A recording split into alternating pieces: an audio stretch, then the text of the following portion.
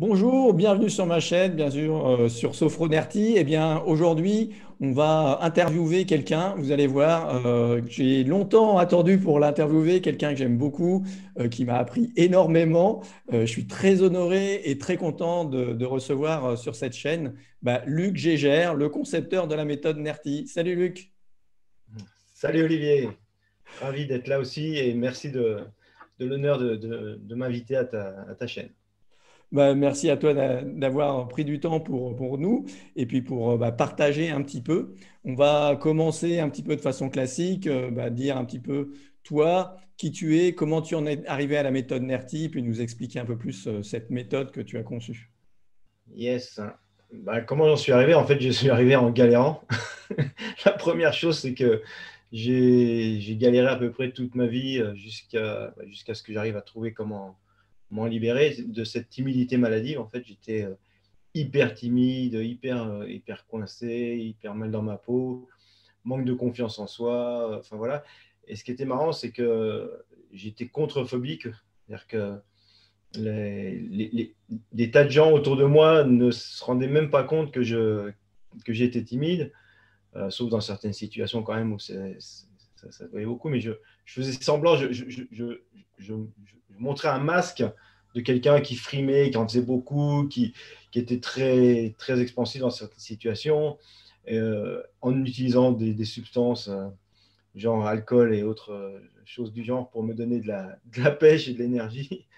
Et, mais du coup, j'avais dans toutes les situations sociales, j'avais une espèce de boule dans le ventre qui me prenait. Et des fois, je mettais 5 minutes, 10 minutes, un quart d'heure à me mettre en énergie avant d'affronter des situations sociales.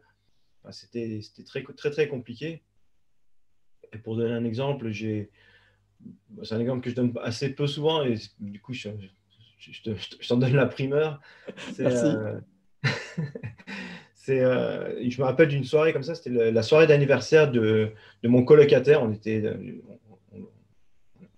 étudiants et donc j'avais un pote qui fêtait son anniversaire et donc il avait invité plein de gens. Il y avait des tas de personnes et notamment une fille qui est arrivée qui était magnifique. Et au premier regard, il y a eu quelque chose qui s'est passé quand on s'est fait la bise. Pareil, il y a eu un truc qui s'est passé. Et c'était, franchement, il y avait quelque chose de chouette. Et moi, j'étais trop timide, j'essayais de parler, je me bafouillais à moitié. Et donc là, dans la soirée, après, on va s'asseoir à la table. Et là, elle vient se mettre direct en face de moi. Donc vraiment, elle était assez volontaire, quoi. Et donc, elle se met en face de moi. Et là, elle commence à discuter, à me parler des questions. Et moi, j'essayais de dire des trucs, mais je sentais que ce que je disais, ça tombait à plat. J'arrivais pas à être bien. Enfin, donc, je commençais à picoler, ainsi de suite. Puis à un moment, elle dit, ah, on va danser. Et là, je dis, elle me dit, ouais, j'ai envie de danser. Elle se lève et puis et là, il y a un autre mec qui arrive et qui dit, ah, mais moi j'aime bien danser. Si tu veux, on va danser. Et là, elle était là. Et puis moi, comme je n'arrivais pas à me décider, du coup, elle est partie à danser avec l'autre gars en me jetant un regard un peu, bon, quand même. Et donc, au bout d'un moment, donc elle dansait avec le gars, il la faisait rire en plus. Et de temps en temps, elle me jetait un regard quand même. Et c'était assez marrant. Enfin, marrant. Non, pour moi, pas du tout. Sur le coup, tu rigolais pas. Moi, je rigolais pas du tout, mais j'étais tétanisé. Puis à un moment, bon, en ayant un peu picolé, je commence à me sentir un peu plus en forme. Donc, je me lève, je vais pour danser à côté d'elle, mais j'étais là, je me sentais pas non plus vraiment bien. Et, euh, et là, il y a le gars en question qui dit, ah, on va aller ailleurs, machin. Et, euh, et moi, j'étais là, non, non, mais. Et puis, du coup, je me suis allé me rasseoir. Et là, elle ne voulait pas y aller. Finalement, enfin, le mec, il a baratiné. Elle y est allée. Et en partant, elle m'a jeté un regard. T'es genre, pauvre mec, quoi.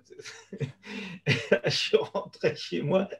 Je voulais me suicider, quoi. J'étais complètement. Enfin, en fait, j'étais chez moi, mais le soir, quand tout le monde se partait, là, je dis, putain, mais quel con, Vraiment, j'étais. Et ça, c'est arrivé. Donc là, je te raconte une fois, mais c'est arrivé des dizaines, des Mais centaines, peut-être pas, mais au moins des tu, dizaines de fois. Justement, c'est un des thèmes que j'aimerais aborder parce que souvent, voilà, NERTI, on le présente et les gens le conçoivent comme la méthode anti-phobie, anti-crise de Ouais. panique. Et je Mm. pense que finalement, moi, ce que ça m'a appris, c'est vraiment dans la relation aux autres. C'est ce qui a Ouais, bah énormément ouais. changé, c'est cette relation aux autres. Et là, tu le dis bien. Et toi, comment justement ça t'a aidé, ça t'a transformé là-dedans? Ah bah, ça a tout changé parce qu'en fait, moi, pratiquement du jour au lendemain, j'avais plus cette boule dans le ventre. Donc, du coup, tout le travail que j'avais fait sur moi, parce que pendant toutes ces années, j'ai commencé à 16 ans à faire du développement personnel, à faire de la méditation, à faire pratiquement tous les stages chaque année. Tous les ans, je faisais à peu près un stage par an, à peu près dans une nouvelle technique que j'apprenais.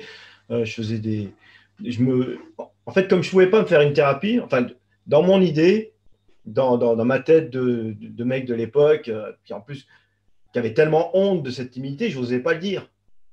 Donc, je n'allais pas voir un thérapeute pour ça. Et puis en plus, pour moi, les thérapeutes, c'était juste pour les fous, les tarés. Donc, je ne connaissais pas du tout le principe. Donc, du coup, je voulais me faire ma propre thérapie, quoi. Et en, du coup, je m'entraînais comme ça. Et du coup, j'avais beaucoup, beaucoup appris de techniques, ce qui fait que j'étais devenu thérapeute. Parce que j'étais devenu, en fait, pour mes potes, enfin, tous les gens qui me connaissaient, ils avaient un problème. Allez voir lui, quoi. Parce que j'avais tellement travaillé sur tellement de choses et tellement de techniques différentes que j'avais toujours les réponses, j'avais toujours les trucs. J'aidais mes amis, j'aidais dans des associations, des trucs comme ça. Parce que j'étais devenu hyper compétent. Même si sur moi, ça marchait toujours pas, jusqu'au jour où, quand je me suis libéré, ben, là, du coup, tout ce que j'avais appris, ça a commencé à donner des effets vraiment efficaces et à me sentir vraiment à l'aise. Et à me dire, du coup, j'ai commencé à faire des conférences, après j'ai été interviewé sur des chaînes de télé, ça s'est passé super facilement, même dans mes relations. Avant, dans aller à un cocktail, par exemple, ou une soirée où je connaissais personne, c'était l'horreur. C'était un truc, j'étais dans mon coin, là, j'essayais vaguement d'aborder quelqu'un, j'y arrivais pas. C'était la galère. Et depuis ce moment-là, j'ai dans n'importe quel endroit où, même si je connais personne, voilà, je discute avec les gens ou je discute pas, mais je m'en fous, je suis bien, quoi. J'ai pas de, j'ai plus ce truc à l'intérieur qui est là, qui fait que j'ai l'impression d'avoir les deux pieds coulés dans le béton, la chape de plomb sur les épaules, comme ça, complètement bloqué. Enfin, c'est, Et du coup, ouais, qu'est-ce que ça a changé aujourd'hui? Comment tu dis? Bon, tu étais à l'aise, mais est-ce que tu as des exemples, des situations en lesquelles ça a vraiment complètement changé, quoi? je te disais, là, par exemple, j'ai eu des interviews télé. Euh, J'aurais jamais pu faire une interview télé, quoi. C'est impossible, quoi. Mais même pas en rêve, tu vois, même pas le truc que j'y arriverai un jour. C'est même pas, c'était strictement impossible. J'ai été invité à des conférences où il y avait le plus, c'était 2000 personnes. Euh, J'étais tranquille. Enfin, tu as le trac hein, normal, hein, mais rien d'anormal, quoi. C'est des. Voilà, même des fois, ça peut arriver dans des événements où quelqu'un dit ah, tiens, Luc, est-ce que tu peux venir au micro dire quelque chose? Ouais, j'y vais. Alors qu'avant, j'aurais peut-être été, mais en mode, en mode contrephobique, c'est-à-dire en mode allez, allez, vas-y, allez, allez, allez, tout ça, puis du coup, j'aurais été sur place, ouais, j'en aurais fait des tonnes pour essayer de masquer mon mal-être. Alors que là, j'arrive tranquille, cool, à l'aise. Ouais, ce que font beaucoup de gens, c'est-à-dire gérer, contrôler les choses, essayer voilà, de maîtriser, de se forcer et de lutter finalement Ah, à- c'était une lutte tout le temps. Ouais. C'est ça, c'était tout le temps la lutte. J'étais tout le temps en train de me battre contre moi-même. Et puis comme je refusais en plus de me laisser euh, euh, enfermer par ça, du coup, j'étais en mode défi tout le temps. C'est-à-dire que dès qu'il y avait un truc qui me faisait peur, je dis ah ouais, ça te fait peur. Ah bah, tu vas y aller. Tu vois, j'étais en mode comme ça, toujours en force, toujours en puissance, toujours en. Et donc, forcément, je n'étais pas naturel. Enfin, voilà, Et puis, c'était bizarre, quoi. ouais, puis ça épuise physiquement, Ah émotionnellement ouais. aussi, ça épuise Ah énormément. bah ouais, après, je rentrais chez moi et j'étais lessivé, quoi. J'étais mort, quoi. Et, Et après, quand je savais qu'il y avait une situation sociale qui allait se présenter, des fois, je flippais pendant 2 jours, 3 jours, peut-être une semaine, des fois avant, quand c'était des gros trucs. Et je me conditionnais sans arrêt. Enfin, je bossais comme un fou pour arriver à être à peu près bien, quoi.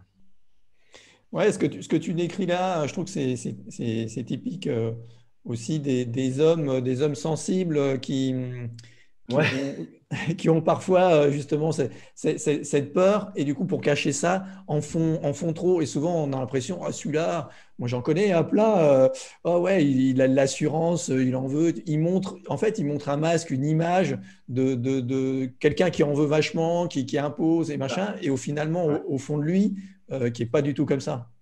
C'est ça. Et en fait, c'était pour masquer ma sensibilité, parce que ben, je suis aussi un peu un hypersensible sur les bords. Et je le masquais à fond, quoi.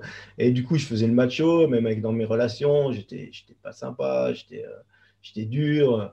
Mais tout ça, c'était un masque, c'était une espèce de carapace, une armure pour, euh, pour cacher mon petit cœur d'artichaut, quoi. C'est ça, c'est toutes ces armures qu'on se met dessus qui finalement nous pèsent et nous limitent et comme des boulets qu'on se met aux pieds, quoi. Ouais, puis qui en fait font que t'es pas vraiment toi-même. Ouais. Et du coup, les gens, ils t'aiment pour ce que t'es pas. Et du coup, tu es obligé de garder cette image que t'es pas, qui est pas toi. Du coup, c'est super fatigant. Du coup, t'es pas bien dans la relation. Tu es tout le temps dans des rapports de force. Enfin, Ouais, c'est ouais, effectivement. Alors, Nerti t'a apporté à être plus toi-même. ah ouais, à fond, à fond, à fond, à fond. Ah, ça n'a rien à voir. C'est pour ça que je dis souvent redevenez vous-même. Enfin, la liberté d'être enfin soi avec Nerti, parce que en fait, tu enlèves toutes ces hyper-réactivités qui sont là. Et du coup, ta vraie personnalité, elle peut enfin s'exprimer, le vrai toi. Et il n'a pas peur de s'exprimer. Parce que, en fait, la, vraie, la vraie force, c'est la vulnérabilité. Et à ce moment-là, tu peux te permettre cette vulnérabilité parce qu'elle ne te fait plus peur. Alors qu'avant, elle est tellement souffrante que tu ne peux pas, quoi. Ouais, je suis totalement d'accord avec toi. C'est vraiment aussi ce que ça m'a apporté et le fait de pouvoir être pleinement soi, d'oser être soi et puis d'oser de faire de nouvelles choses. Et je pense que toi Hmm. aussi, c'est ton cas. Qu'est-ce que ça t'a permis d'oser faire? Bah, déjà d'oser monter une entreprise et de créer ces formations en ligne et des trucs comme ça. Enfin, ça c'était énorme, quoi. Et là, d'avoir une équipe, enfin, des coachs qui aident, de l'administratif, enfin, d'être ouais, à la tête d'une petite entreprise, c'est un truc que j'aurais jamais cru possible. Tu vois, Ouais, oser déjà de pour. me gérer moi, j'avais du mal, mais alors gérer des personnes. Ouais, ouais, c'est vrai. Et puis quand tu as du mal dans la relation aux autres, c'est pas toujours évident d'être chef d'entreprise, d'avoir des personnes avec qui travailler, une équipe. Je pense que là, ça vient Ouais, bousculer. ouais, parce qu'en plus, j'étais super maladroit. Des fois, j'étais super dur, et des fois, je laissais faire des trucs que j'aurais pas dû laisser faire. Enfin, du coup, ben, au bout d'un moment, ça clashait. Dès que je bossais avec quelqu'un, ça clashait régulièrement parce que je laissais faire trop parce que j'osais pas dire non. Puis après, quand je commençais à affirmer, ben forcément, j'affirmais, mais en étant dans l'émotionnel, donc forcément, c'était pas bon non plus. Ah, c'était bien galère aussi. Ouais. Quand j'ai essayé de m'associer quelques fois, ça marchait pas du tout, quoi. Alors que maintenant, ça va, il n'y a pas de souci. Ouais, et du coup, toi, oser, ça veut dire quoi pour toi? Oser, c'est-à-dire. Bah, oser. Pour toi, quand tu entends oser, qu'est-ce que ça dit en En fait, toi? ouais, moi, ce que j'en vois, je vois deux aspects. Il y a le oser en force et il y a le oser en ouverture. Ouais. Et pour moi, c'est vraiment différent. Et avant, j'étais tout le temps dans le oser en force, c'est-à-dire d'espèce de, ouais, comme je disais tout à l'heure, de revanche, de trucs. Ah ouais, t'es pas cap, allez, on y va quand même. Allez, à la cravache, tu vois. C'était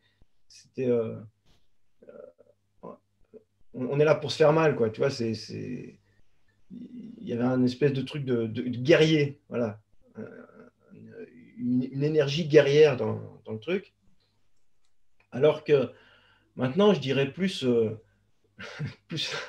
plus l'inverse, c'est-à-dire d'oser justement ne pas se battre, d'oser s'ouvrir, d'oser être là, d'oser la vulnérabilité, d'oser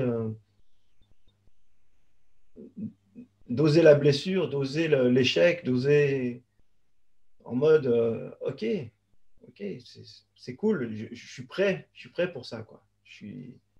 Je l'accueille et je l'embrasse. Parce que la force, elle est tellement forte à l'intérieur que tu sais qu'il ne peut rien t'arriver quelque part. Enfin, que rien, ça ne peut pas être grave. Enfin, je pousse un peu le bouchon, hein, mais même si je perdais les 2 bras, bon, c'est sûr que je ne trouverais pas ça très sympa sur le moment quand même. mais profondément, ça ne changerait pas qui je suis. Et en fait, c'est ça le truc, c'est que je suis inatteignable quelque part.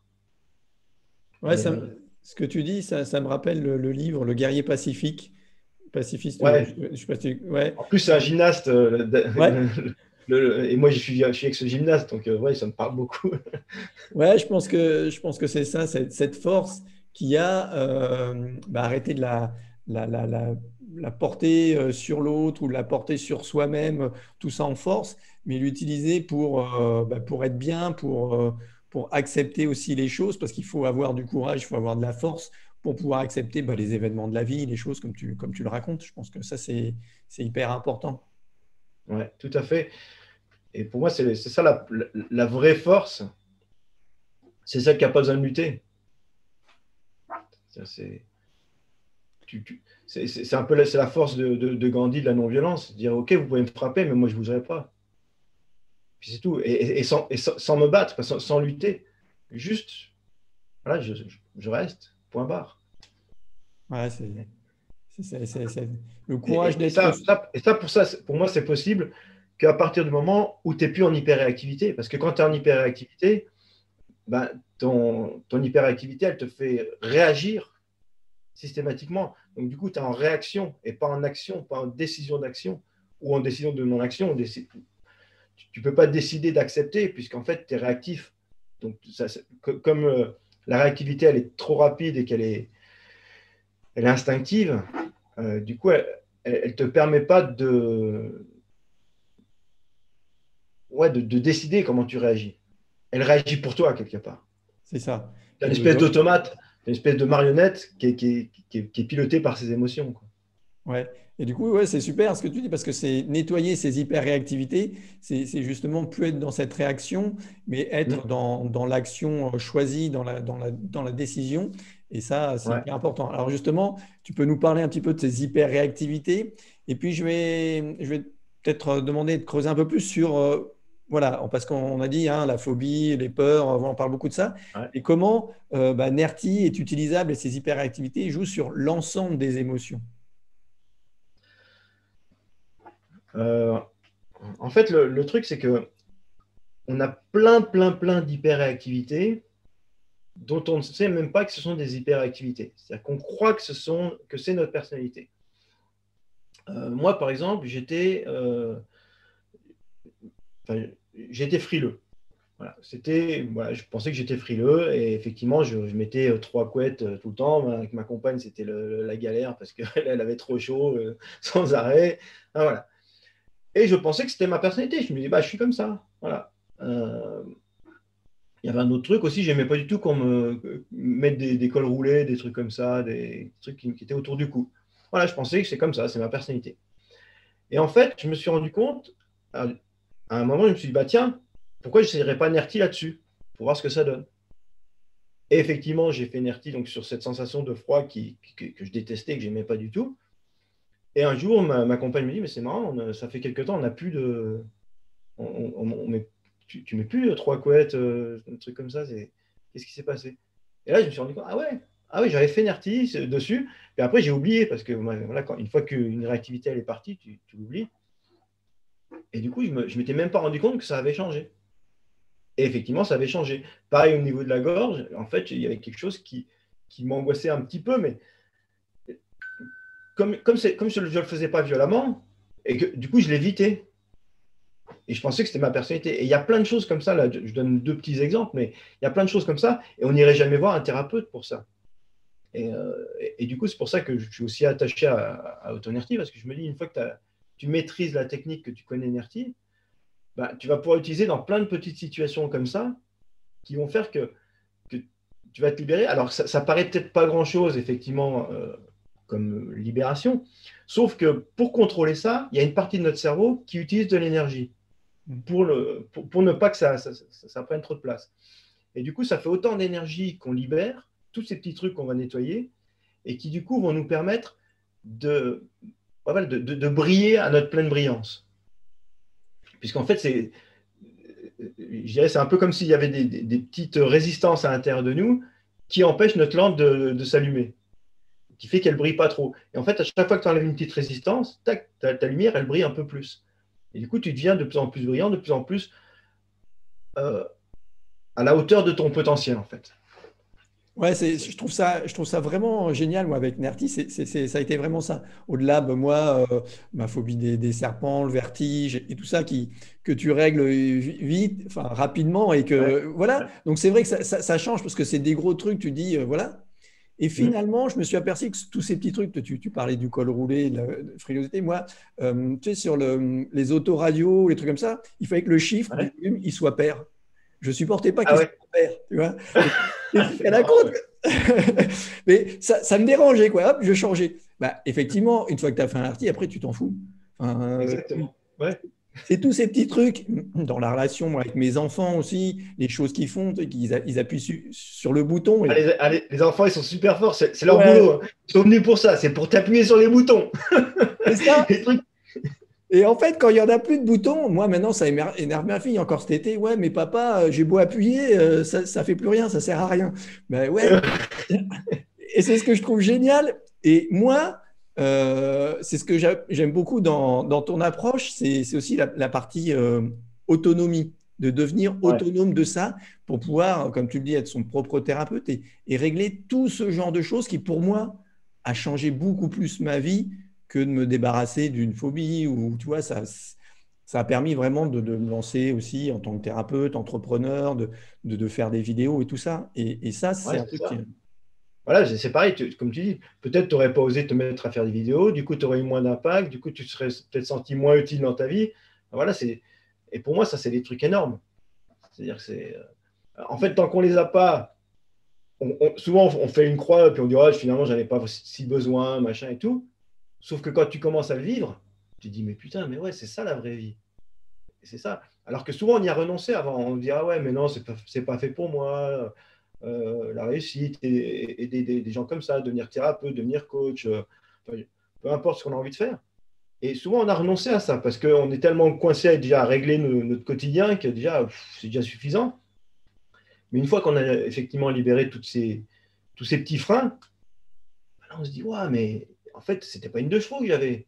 C'était peut-être pas une Ferrari, parce que on n'est pas forcément tous des Formule 1, mais au moins j'avais une belle bagnole qui marche bien, quoi. Et du coup, que tu appuies un peu sur l'accélérateur, tu dis, oh, mais ça pousse ce truc quand même. Ouais. Et, et du coup, la vie, alors, je ne dirais pas que la vie était moins bien avant, mais elle est vachement mieux maintenant. Ouais, ouais, c'est ça, elle est vachement mieux. C'est pas de dire, oui, effectivement, c'était moins bien, c'était comme ça, on le vivait comme ça. Et à l'époque, C'est ça, et on ne se rendait même pas compte on que ça était, pouvait être mieux. ouais, on était comme ça. Et puis, voilà, c'est juste ça. C'est quand tu découvres bah, des nouvelles choses, c'est toujours pareil. Tu découvres des nouvelles choses, tu t'aperçois d'un nouveau truc. Ah, bah tiens, ça, oui, je suis capable de le faire, ou ça, je peux le faire. Et Non, ça mais te donne des nouvelles ça me fait penser perspectives. quelqu'un qui mange à la cantine tous les jours et qui a mangé tout le temps à la cantine. Bon, il dit, ouais, c'est pas super bon, mais bon, ça va, quoi. J'ai l'habitude. Puis des fois, quand c'est des frites ou c'est des plats qu'il aime bien, il dit, ah, c'est génial et tout. Et puis un jour, il commence à manger dans un bon resto. Et là, il se dit, ah ouais, c'est pas pareil quand même. Puis après, le coup d'après, il se fait un gastro. Et là, il dit, ah ouais, ah, là, c'est vraiment pas pareil. Et avant, il était pas malheureux parce qu'il savait pas que ça existait. Mais quand tu changes de qualité, tu dis, ah ouais, quand même, c'est vachement bien, quoi. Il y a des choses qui se passent qui sont différentes, quoi. Ouais, tout à fait. Et moi, tu parles de ça, mais ça m'a fait exactement ça. Je me souviens bien le jour où j'ai fait mon premier restaurant étoilé. Et c'est Ouais, vrai que c'est une nouvelle expérience, en fait. exactement. Gustative, c'est vraiment une nouvelle expérience où tu dis, ah ouais, Mm. d'accord, ça existe, c'est possible, quoi. C'est ça, ça existe, ouais. Et ben c'est pareil dans la vie de tous les jours, c'est exactement ça. C'est qu'une fois que tu as enlevé ces réactivités émotionnelles, tu dis, ah ouais, la vie, ça peut être aussi bien que ça. Waouh! C'est quand même fou, quoi. Ouais, et justement, pour revenir peut-être à l'hypersensibilité, moi, je trouve que ça te permet de vivre beaucoup mieux cette hypersensibilité et plus de la Ouais. voir comme un handicap, comme un frein, parce que justement, tu es dans cette surréaction et plutôt comme une qualité, développer peut-être des dons, des perceptions, ou en tout cas, permettre de développer ça qui est plus Ouais. importante. Est-ce que toi aussi, ça t'a fait ça? Tout à fait. Et disons que quand on a de l'hyperréactivité, le truc, c'est que souvent on a peur d'être débordé par cette hypersensibilité. Ouais, l'hypersensibilité. Et en fait, quand tu es suffisamment stable émotionnellement et que tu es bien posé, bah, tu peux te permettre de la laisser prendre toute sa puissance parce que tu sais qu'elle ne te déstabilisera pas. Et du coup, ça donne ça affine la saveur de la vie, quoi. Des fois, les gens disent, ouais, mais on va perdre en sensibilité. Au contraire, on gagne en sensibilité parce qu'on peut se permettre de la vivre dans toute sa puissance parce qu'on sait qu'elle ne nous déstabilisera pas. Ouais, ça tu me l'as bien enseigné aussi, c'est cette différence, ce différentiel. Et les gens, souvent, ils ont l'impression, ah ouais, mais si je suis plus un coup en haut, un coup en bas, tu vois, ouais, ouais, je suis quelqu'un qui suis super gay, puis après, il peut tomber profond, machin. Et ils ont ce yo-yo, en fait, émotionnel qu'ils font. Ils ont l'impression que s'ils règlent ça, ben, ils ressentiront plus la vie. Ce que je trouve, tu vois, ils se sentiront plus vivants. Ce que je trouve Ouais, fou, parce que au contraire, justement, tu te sens encore plus vivant quand tu c'est arrives ça. à Et en régler. fait, tu te rends compte que tu n'as plus besoin d'avoir des hauts et des bas aussi puissants, mais que tu vas gagner, enfin, comme tu vas gagner en sensibilité, bah, avec des hauts et des bas qui sont plus faibles, mais en plaisir et en joie de vivre, ils vont être encore plus puissants que tes espèces de montagnes russes que tu vivais avant. Ouais, c'est ça. Ça change vraiment, vraiment les choses. Voilà, j'aimerais rassurer ceux qui nous écoutent que ça, c'est pas du tout ce que l'on croit, où on va annihiler les émotions, on va plus être vraiment qui on est. Au contraire, ça va développer ça. Yes. Il y a des gens qui pensent qu'on va devenir en mode robot, alors qu'en fait, c'est exactement l'inverse qui se passe. Et je l'ai expérimenté des centaines de fois avec les gens que j'ai accompagnés. Et voilà, c'est exactement l'inverse qui se passe à tous les coups. C'est même plutôt nos hyperréactivités qui font de nous des robots à réagir comme ça, parce que dès qu'il y a un truc, dès qu'on appuie sur le bouton, bing, allez, c'est parti. C'est ça, comme je disais tout à l'heure, on est la marionnette de nos propres émotions. Et du coup, on n'est pas en choix de notre vie, quoi. On n'est pas dans notre chemin. On est juste on est un peu la boule de flipper dans le flipper, quoi. Ouais. Ça fait ding, Et, ding, ding, ding, ding, ding, ding. et ce que tu dis, effectivement, ça me renvoie à. Je pense qu'on a un héritage du siècle des Lumières avec la raison, où le mental a beaucoup plus pris d'importance et où cette raison, oui, je pense, donc je suis, enfin, il faut raisonner, machin, on peut régler les choses en raisonnant. Et puis je pense que Oui. toute la partie psychologie fonctionne beaucoup là-dessus et beaucoup là-dessus. Et en fait, je dirais qu'aujourd'hui, on sait bien que ce sont plus nos émotions qui guident nos vies et que nos décisions sont plus impactées par nos émotions, qu'ensuite on va les raisonner, on va leur donner une justification avec ce C'est mental. ça. Voilà. Et comment toi, Souvent, souvent, notre raisonnement, effectivement, il sert à justifier nos émotions. C'est-à-dire que c'est le jour où on n'est pas en forme, on va trouver que tout le monde est con et que tout le monde se comporte mal. Et le jour où on est en forme, où on est amoureux, le truc super connu, hein, quand tu es amoureux, tout le monde est gentil, tout le monde est sympa, tout le monde... mais en fait, c'est juste parce que toi, dans ta tête, tu es amoureux, point barre, quoi. ouais, c'est effectivement ça. Et toi, comment dans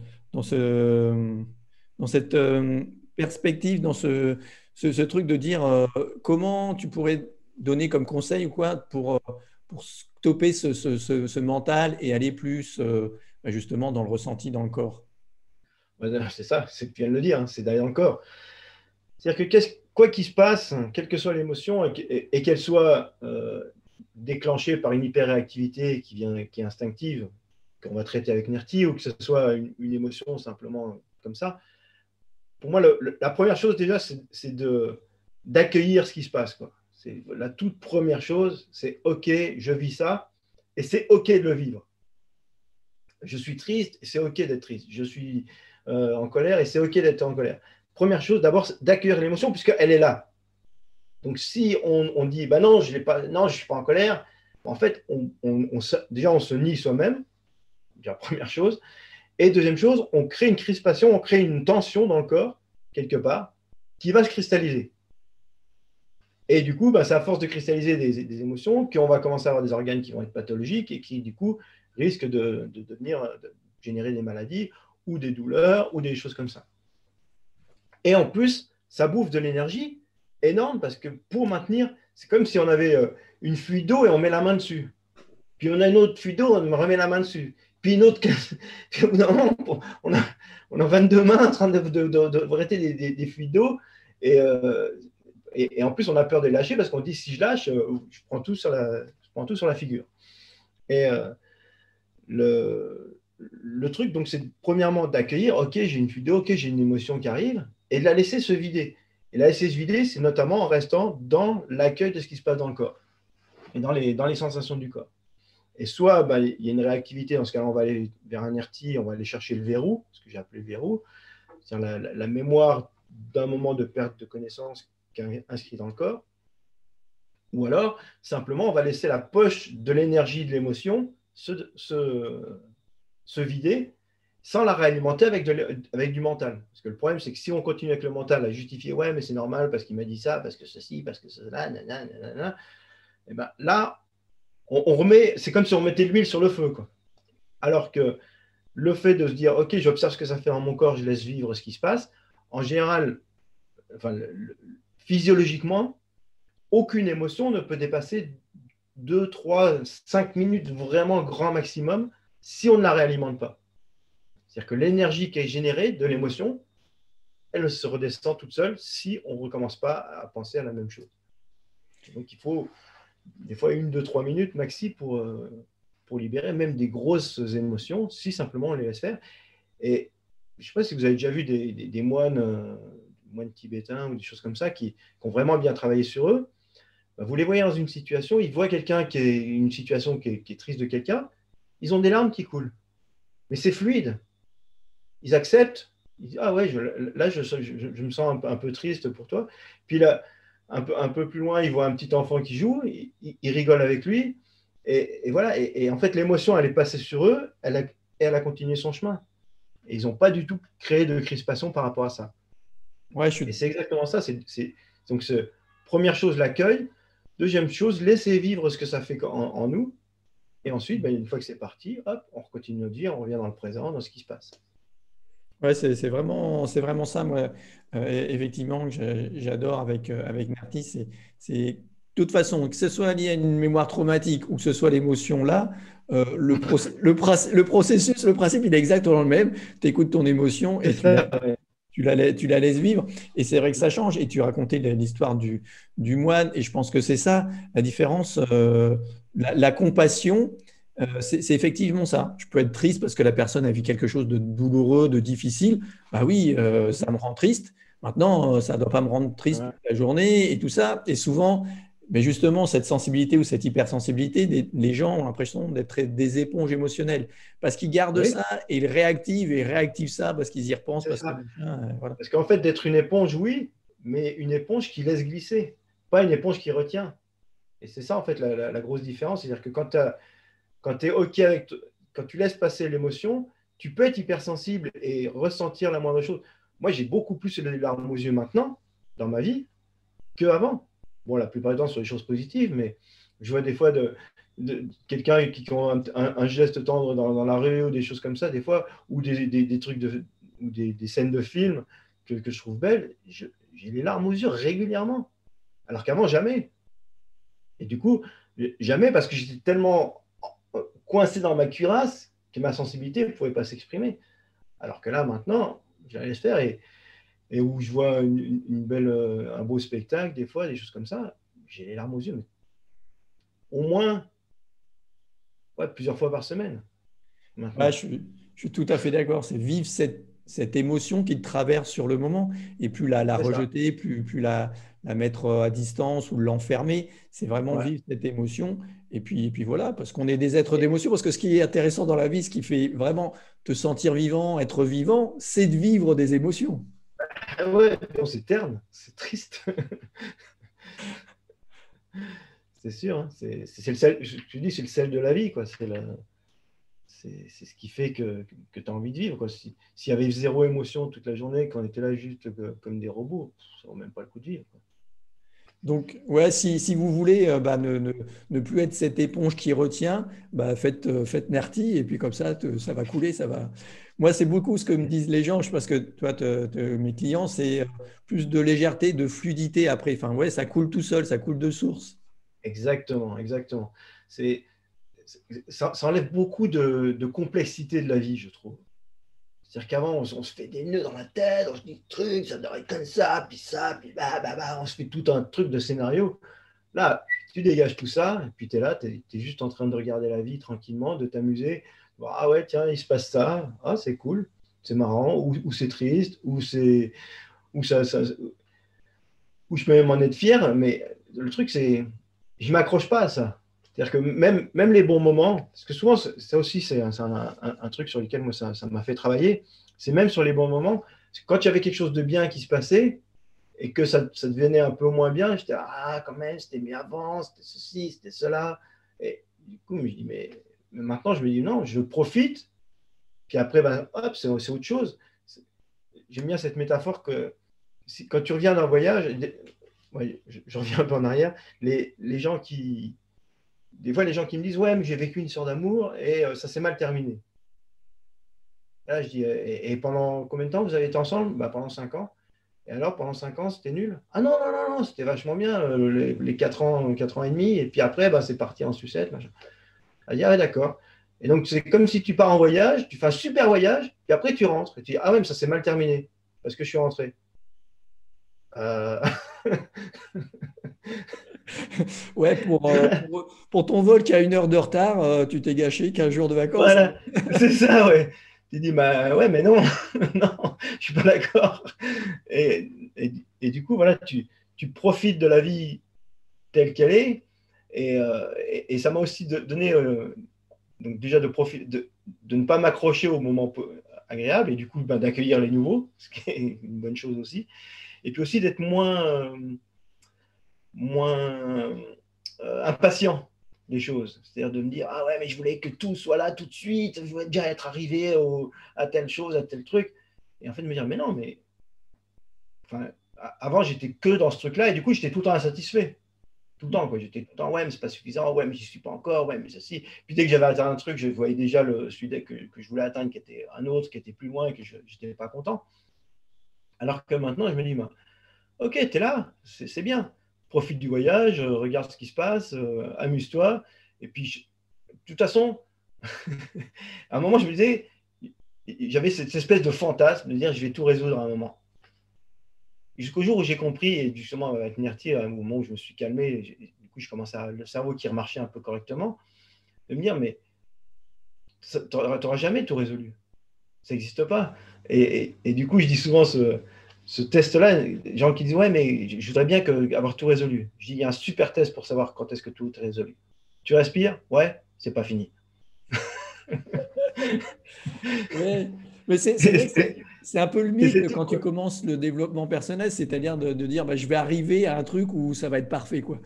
Et Ouais, ça n'existe finalement, pas. non, ça n'existe pas. Tu te rends compte que c'est le chemin et que c'est tout ce processus, c'est la vie, c'est de faire C'est ça, quoi. exactement ça. Et que de toute façon, ça évolue tout le temps et il y a toujours du mieux. Tu peux toujours faire mieux, mais tu peux aussi toujours faire moins bien. Donc, tu es toujours entre du mieux et du moins bien, mais quelle que soit la hauteur à laquelle tu es. Donc, de toute façon, si tu es, tout le temps frustré de ce qu'il y a au-dessus, bah, tu es frustré à vie. Donc, Ouais, bah donc tiens, c'est mort, quoi. ouais, ça me renvoie à une question que je voulais te poser, c'est justement sur l'entrepreneuriat, sur les entreprises. Justement, bah, il y a des entrepreneurs et toi, comme d'autres, tu n'es pas forcément au même niveau. Je pense que tu as progressé, tu as monté des marches. Et Mhm. justement, tu t'aperçois aussi que quand tu montes, bah, les problématiques finalement sont souvent les mêmes dans le fond, même si ce n'est pas forcément allez, des mêmes valeurs, des mêmes intensités, mais que c'est finalement un peu les mêmes choses. Et même, c'est pire, quelque part. C'est-à-dire, c'est-à-dire que, en fait, quand on résout des problèmes, et ça, c'est un truc que j'ai compris aussi, ça fait quelques années déjà, mais euh, que, en fait, quand tu aides quelqu'un à aller mieux, ou quand toi-même tu vas mieux, en fait, tu te permets de te confronter à des problèmes de plus grande complexité. Quand tu résous un problème, tu génères des problèmes plus complexes derrière. Alors, ça tombe bien, tu es aussi plus capable de les gérer. Mais c'est un peu comme dans un jeu électronique, quand tu passes un niveau, tu as le gros boss, tu Ouais. passes le gros boss, bah, tu arrives dans un niveau, et il est plus balèze le niveau. Et ça tombe bien, tu sais mieux jouer. Ça. Et bien là, la vie, c'est pareil. C'est-à-dire que, mettons, si tu es célibataire, bah, tu as les problèmes de célibataire. Donc tu galères, machin. Et puis au bout d'un moment, bah, tu finis par se mettre en couple. Bah, après, tu as les problèmes de couple. Et c'est plus complexe, les problèmes de couple. Parce que tu en as deux à gérer. Ouais, puis Et après, après, tu as tu dis, des ouais, j'arrive enfants pas à et avoir ça devient plus complexe encore. C'est ça, et après tu dis, j'aimerais bien avoir des enfants, et ouais, j'ai pas d'enfants, c'est galère. Tu résous le problème d'avoir des enfants, il faut que tu gères les enfants. C'est un problème plus complexe aussi. Et du coup, au fur et à mesure, tu augmentes ta complexité. Pareil pour l'entreprise. Au début, bah, tu veux juste créer ta petite entreprise tout seul. Bah, voilà, tu fais ça. Puis après, ben, ça marche. Et après, ça marche. Ben, du coup, il faut que tu gères le fait que tu as un agenda plein, qu'il faut que tu dises non à des gens, et ainsi de suite. Et après, tu dis, ah, bah, du coup, je vais prendre quelqu'un pour m'aider. Ça va être vachement mieux. Ouais, mais ça te fait des problèmes plus complexes parce qu'il faut que tu gères l'autre personne aussi. Et ainsi de suite.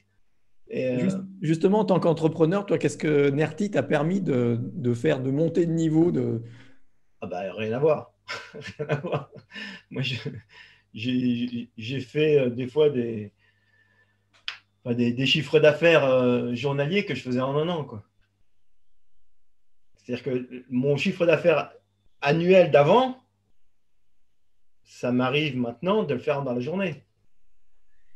Et du Donc, coup, qu'est-ce que Nerti t'a permis? alors, déjà, au chiffre d'affaires, et après, en termes d'impact sur des gens, c'est-à-dire que moi, j'arrivais à suivre au maximum, à accompagner, enfin, à aider à peu près une centaine de personnes par an. Là, il y a plus de 5000 personnes dans la formation en 4 ans. Donc, voilà la différence, quoi. Du coup, l'impact que j'ai eu sur les gens, ça n'a rien à voir.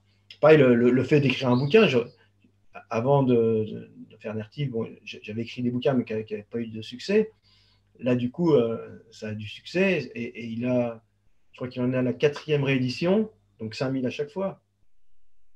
Donc, ça fait autant de personnes qui l'ont lu, qui peut-être en parlent à d'autres autour d'eux, que ça a changé la vie, quoi. Donc, le fait, moi, de me permettre ma brillance a impacté beaucoup plus largement, m'a permis aussi, bah, du coup, d'avoir bah, l'entreprise que j'ai maintenant, mais surtout en termes bah, déjà de réussite financière, oui, ce qui est bien aussi.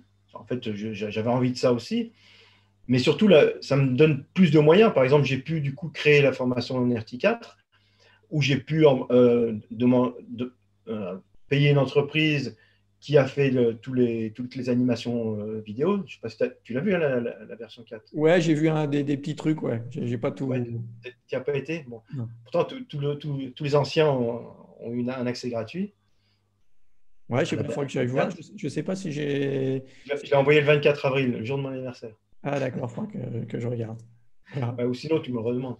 Mais euh, du coup, j'ai pu voilà, payer ça. Il y avait une comédienne voix off qui l'a faite aussi. Enfin, ça coûtait un bras, ce truc-là. Mais du coup, j'avais les moyens de le faire pour faire que les gens, pour que la formation soit encore plus efficace, elle apporte encore plus facilement, les gens comprennent encore mieux, encore plus vite, soient plus autonomes rapidement. Tout ça, je n'aurais pas pu le faire si j'avais pas eu si j'avais pas eu les moyens, quoi. Pareil, je paye maintenant, il y a 3 coachs, 3 administratifs, plus un conseiller. Enfin voilà, tous ces gens-là, il faut bien que je les paye. Si je n'avais pas la réussite que j'ai aujourd'hui, ben, je ne pourrais pas. Et du coup, j'aurais moins d'impact, du coup, j'aiderais moins de personnes. Donc, Ouais, et tout ça, c'est aussi grâce à Nerti parce que, en fait, ce qui s'est passé, c'est-à-dire que dans toute ma vie, j'ai monté, je crois, 5 ou 6 projets d'entreprise que j'ai tous explosé au moment où ils ont réussi. C'est-à-dire que systématiquement, dès que ça commençait à marcher, je me barrais. On avait monté par exemple, une entreprise de posters de concert avec 3 copains. On l'avait faite. Dès que ça a commencé à vraiment marcher, et actuellement, ils sont numéro 1 des posters de concert, hein, donc numéro 1 francophone, donc tu vois, ça marchait vraiment bien. Et je me suis barré. J'ai dit, ah, ça m'intéresse pas. Ah, j'étais dans un groupe de café-théâtre qui marchait bien. Au moment où ça a commencé à bien marcher, je me suis barré. Et plein de trucs comme ça, j'ai plus, moins une demi-douzaine, même plus de cas comme ça, où dès que ça marchait, je partais. Et quand Nerti a commencé à marcher, c'est pareil. Quand j'ai commencé la formation en ligne, ça a commencé à cartonner à fond. Enfin, c'est plusieurs centaines de personnes en quelques mois. Donc, c'était. Alors que moi, j'en faisais une centaine par an, tu vois, donc c'était énorme. Et pareil, j'ai failli tout lâcher pour aller vers la psychologie positive, parce que j'étais en train de me former en psychologie positive à ce moment-là. Et j'ai failli tout lâcher. Et là, je me suis rendu compte que, ah oui, il y avait un pattern, là, il y avait un schéma répétitif.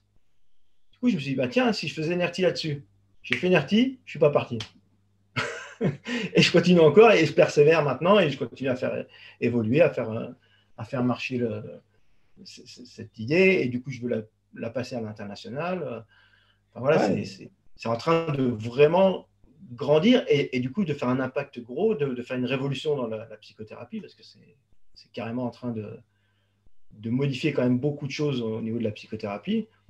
Et tout ça, ça n'aurait pas été possible si en fait, c'est marrant parce que si j'avais pas eu NERTI, bah, je me serais barré moi-même de NERTI. Bah, C'est un peu donc, de en tant chaque. qu'entrepreneur, ça t'a permis de changer justement cette sensation, comme tu dis, ce mécanisme, de laisser tomber les choses quand ça marche ou voilà.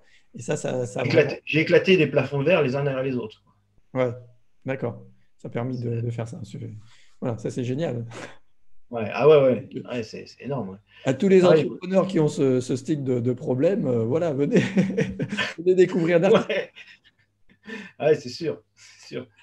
Après, Alors, moi, j'ai des accompagnements pour les entrepreneurs de haut niveau, mais là, c'est autre chose. C'est voilà, pour les gens qui génèrent au moins 100, 500 000 euros de chiffre d'affaires, au moins. Voilà, je fais des accompagnements. Quand ils sentent qu'ils plafonnent, ben, je prends une journée, c'est ce qu'on appelle ultimate coaching, et je dégage tout. Je ne les lâche pas tant que je ne suis pas sûr qu'on a éclaté le plafond de verre. voilà.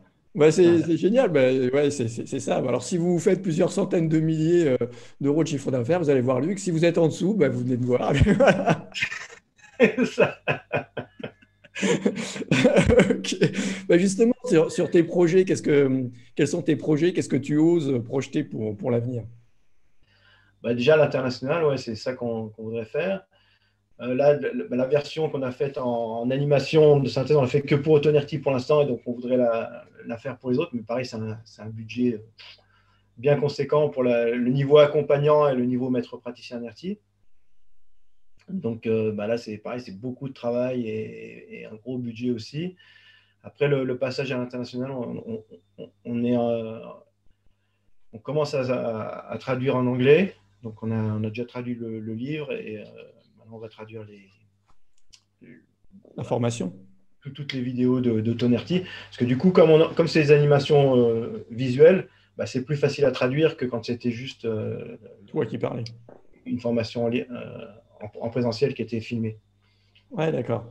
Ah, ok. Même si je parle correctement anglais, j'ai quand même un gros accent et du coup, c'est pas forcément très.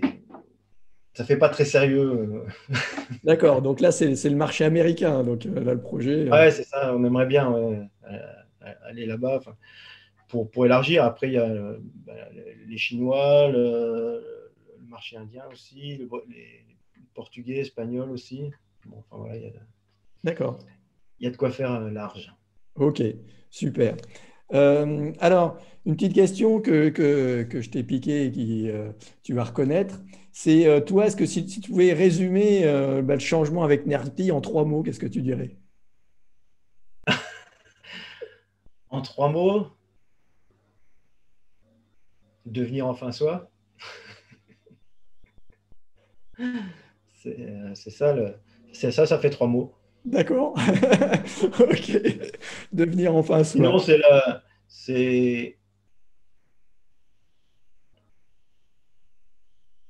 ouais, la brillance, la liberté, l'autonomie. Ouais, ça, la liberté, autonomie, je pense que c'est des valeurs auxquelles je me retrouve et sur lesquelles, pour lesquelles je suis Ah, venu te voir. Et ça, ah bah, de toute façon, pour moi, c'est essentiel, hein, ça. ouais. C'est des non négociables, celle-là. Super. Alors, bah, pour que les gens, donc la formation, je mettrai le lien pour la formation si les gens veulent Yes. s'inscrire. Et puis, tu as Mhm. le site nerti.fr, donc si les gens veulent des renseignements. Mhm. Est-ce que toi, tu veux rajouter quelque chose? Euh, En fait, le truc, c'est de se dire, c'est de ne pas se contenter de ce qu'on... En fait, on ne sait pas ce qu'on ne sait pas. Voilà. Et vous ne savez pas à quel point vous pouvez être quelque chose de bien plus extraordinaire que ce que vous croyez que vous êtes aujourd'hui. Et vous ne le saurez que quand vous le saurez. Ça paraît fou, mais c'est vraiment ça. Et moi, je le découvre chaque jour et je me dis, waouh, j'aurais jamais, même dans mes rêves les plus fous, j'aurais pas cru possible ce que je vis aujourd'hui. Et je suis pas le seul. Enfin, je suis pas du tout quelque chose d'exceptionnel. C'est-à-dire que je vois plein de gens et dans les témoignages qu'on reçoit tous les jours, il y a vraiment plein de gens qui nous disent ça, qui disent ouais, mais je pensais pas que la vie, ça pouvait être aussi chouette que ça et que je pouvais réaliser des choses comme ça et je pouvais faire ça et que je pouvais être ça, que je pouvais vivre ça. J'avais même pas idée. Et donc, vous savez pas ce que vous savez pas. Et donc, allez voir au-delà du miroir, derrière le rideau. Au-delà de ce que vous pensez être possible, ouais, il y a encore quelque chose. Ah ouais, ouais. Ah ouais. Moi, je te remercie en tout cas pour ça, parce que c'est vraiment ce que je vis aujourd'hui, ce que m'a permis Nerti, tout ce que tu m'as apporté. Donc voilà, j'en suis le premier témoin. Donc voilà, forcément, il y a vraiment ça, c'est un truc. Et puis aussi dire aux gens on est comme tout le monde, hein. Et je ne sais pas si toi encore, mais je pense que Ouais. les hyperréactivités, moi, voilà, je fais encore des nettoyages de Ah, temps. j'en retrouve. Ouais, C'est ça. Comme j'ai dit tout à l'heure, quand tu gagnes des problèmes plus complexes, bah, du coup, tu as à gérer des choses plus complexes et du coup, bah, tu vas trouver des réactivités que tu n'avais pas encore débusquées jusque-là. Donc c'est bien, c'est intéressant. ouais, c'est vraiment un outil. Moi, j'aime bien dire, comme tu te brosses les dents, voilà, tu peux utiliser Nerty. Ouais. Et, et ce que tu disais tout à l'heure, ouais, c'est vrai que c'est vachement important de dire on n'est pas des êtres exceptionnels. Enfin, en tout cas, vraiment, j'ai pas l'impression d'être quelqu'un d'exceptionnel. Juste, j'utilise des outils et que tout le monde peut utiliser et qui, du coup, changent la vie. Et en fait, on est tous exceptionnels, mais je ne suis pas plus exceptionnel que vous. Vous êtes au moins aussi exceptionnel que moi. Il n'y a aucun souci là-dessus. Et simplement, si vous avez des outils qui vous permettent de laisser briller votre vraie lumière et d'enlever toutes les petites résistances, bah, vous allez voir que votre lumière, elle est chouette aussi. Elle est vraiment chouette. Voilà. Si vous voulez des outils simples et rapides, eh ben voilà, c'est ça. Ouais. Rapide, ouais, parce que moi, je suis feignant, donc je veux pas. On aime bien que ça aille vite et Voilà, c'est important. OK. exactement. Eh ben, Luc, je te remercie. Merci beaucoup. Si les personnes, ben, vous avez aimé cette interview, ce partage, ben, voilà, likez, abonnez-vous aux chaînes. Vous pouvez aller voir aussi, bien sûr, je mettrai tous les liens, ce que fait Luc, que ce soit sur son site, sur sa chaîne, sur ben, Ouais, sa mais je suis pas très formation. actif sur ma chaîne, hein. Ouais, la chaîne, c'est vrai que ça. Ouais, tu as fait quand même des vidéos avant, mais maintenant, tu as laissé un peu. T'as laissé un peu. Ah ouais, ouais, j'ai pas beaucoup d'énergie pour ça. D'accord. Bah, en tout cas, tu mets plein d'énergie à d'autres choses. Et puis, bah, surtout, prenez bien soin de vous, prenez bien soin de vos émotions. Encore un grand merci, Luc, et à bientôt. Merci Olivier, prenez soin de vous aussi. Ciao.